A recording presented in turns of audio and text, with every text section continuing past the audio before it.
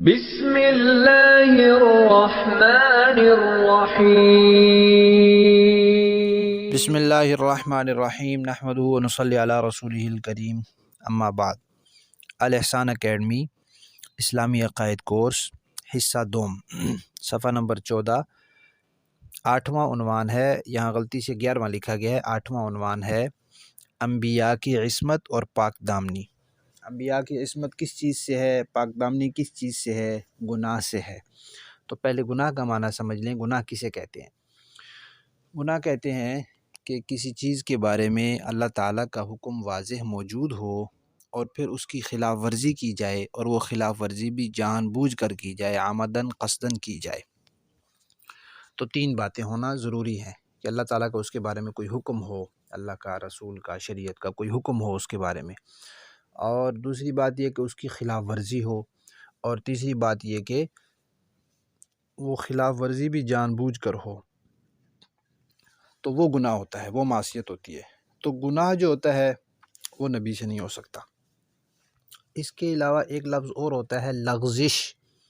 لغزش کیا ہوتا ہے کہ اللہ تعالیٰ کے کسی حکم کی خلاف ورزی ہو گئی ہے، لیکن غلط فہمی کی وجہ سے ہو گئی ہے، بھول کی وجہ سے ہو گئی ہے، ارادہ نہیں تھا، اللہ کے حکم کے خلاف کرنے کا ارادہ نہیں تھا، گناہ کا ارادہ نہیں تھا، اللہ کے حکم کو توڑنے کا ارادہ نہیں تھا، لیکن کسی غلط فہمی یا بھول کی وجہ سے ہو گئی ہے، تو اس کو کہتے ہیں لغزش۔ ایک اور لفظ استعمال ہوتا ہے خطائے اجتہادی۔ خطا کہتے ہیں غلطی کو، اجتہادی مطلب اجتہاد کی وجہ سے جو غلطی ہو جائے اس کو خطا اجتہادی کہتے ہیں۔ یعنی کوئی معاملہ ہے جس میں اللہ تعالیٰ کی طرف سے، شریعت کی طرف سے کوئی واضح حکم نہیں ہے، اس میں جب ضرورت پیش آتی ہے تو جو مجتہد ہوتا ہے، واقعی اجتہاد کا اہل ہوتا ہے، وہ پھر قرآن و سنت کو سامنے رکھ کر اپنے اجتہاد سے کوئی فیصلہ کرتا ہے۔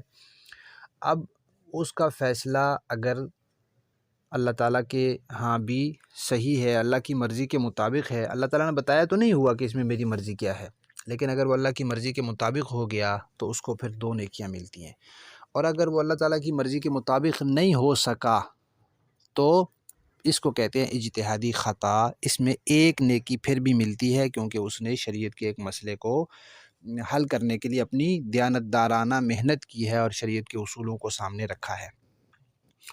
ایک لفظ اور استعمال ہوتا ہے جس کو کہتے ہیں خلاف اولا۔ اولا کہتے ہیں بہتر کو، تو خلاف اولا یعنی بہتر کے خلاف کرنا، کہ 2 کام ہوں، 2 صورتیں ہوں، 2 چیزیں ہوں، دونوں جائز ہوں، بالکل جائز ہوں، لیکن ایک ان میں سے زیادہ بہتر ہو اور دوسری کم بہتر ہو، تو زیادہ بہتر کو چھوڑ دینا، کم بہتر کو لے لینا، اس کو کہتے ہیں خلاف اولا۔ تو خلاف اولا کام بھی گناہ نہیں ہوتا کیونکہ دونوں جائز ہیں۔ خطا اجتہادی پر تو ملتی ہی نیکی ہے، اس کا تو گناہ کا سوال ہی نہیں ہے۔ لغزش جو ہوتی ہے وہ ظاہراً صورتاً دیکھنے میں گناہ ہوتا ہے، لیکن کیونکہ وہ ارادہ نہیں ہوتا، کسی غلط فہمی یا بھول کی وجہ سے ہو جاتی ہے، تو وہ بھی گناہ نہیں ہوتا۔ گناہ وہی ہوتا ہے جو جان بوجھ کر اپنے ارادے سے اللہ تعالیٰ کے واضح حکم کی خلاف ورزی کی جائے۔ اب آتے ہیں جی ہم عصمت کی طرف، کہ انبیاء کی عصمت ہوتی ہے۔ عصمت کا کیا مطلب ہوتا ہے؟ عصمت کا لغوی معنی ہے پاک دامنی، حفاظت، اور عصمت کا شرعی معنی ہے کہ ایک ایسا وصف، ایسی صلاحیت، ایسا ملکہ کہ گناہ کا اختیار باقی رہے، طاقت رہے، قدرت رہے، گناہ کر سکتے ہوں لیکن گناہ نہ ہو سکے۔ وہ وصف جو ہے وہ گناہ کے اختیار کو ختم نہیں کرتا، لیکن بہرحال گناہ سے وہ باز رکھتا ہے انسان کو۔ اور نبی جو ہوتے ہیں ان کو عصمت حاصل ہوتی ہے، اس عصمت کی وجہ سے وہ معصوم ہو جاتے ہیں۔ اب معصوم کا لغوی معنی کیا ہے؟ معصوم کہتے ہیں جو بے گناہ ہوتا ہے، جو پاک ہوتا ہے، جو گناہ سے محفوظ ہوتا ہے۔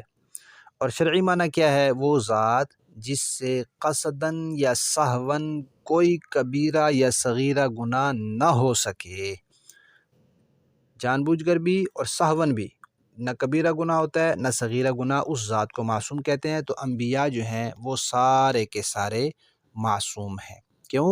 اللہ تعالیٰ نے ان کو امت کے لیے نمونہ بنایا ہے، اس لیے اللہ تعالیٰ ہر وقت خود ان کی حفاظت فرماتے ہیں۔ نبی اللہ کی حفاظت میں ہوتا ہے، اور اس حفاظت کی وجہ سے پھر ان سے گناہ نہیں ہوتا۔ اور اللہ تعالیٰ کی حفاظت کا یہ جو پہرا ہوتا ہے نبیوں پر، یہ ان کی پیدائش سے لے کر وفات تک قائم رہتا ہے۔ اس لیے نبی اپنی پیدائش سے لے کر وفات تک ہر قسم کے گناہ سے بالکل معصوم ہوتا ہے، نہ اس سے چھوٹا گناہ ہو سکتا ہے، نہ بڑا، نہ دعوی نبوت سے پہلے، نہ دعوی نبوت کے بعد۔